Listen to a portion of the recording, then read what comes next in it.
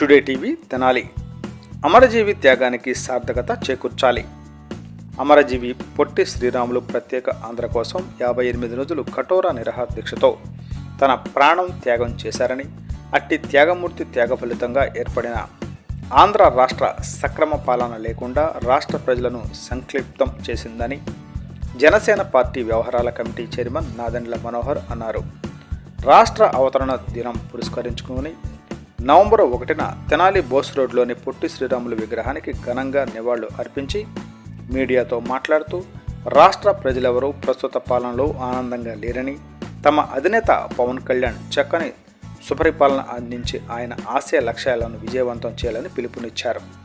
ఈ కార్యక్రమంలో జిల్లా ఉపాధ్యక్షులు ఇస్మాయిల్ బేగ్, జనసేన నాయకులు తోటకూర వెంకటరమణారావు, షేక్ జాకిర్ హుస్సేన్, హరిదాసు గౌరీశంకర్, కొర్ర సీతారామరాజు నాయక్, జన సైనికులు, వీర నారీమణులు పాల్గొన్నారు.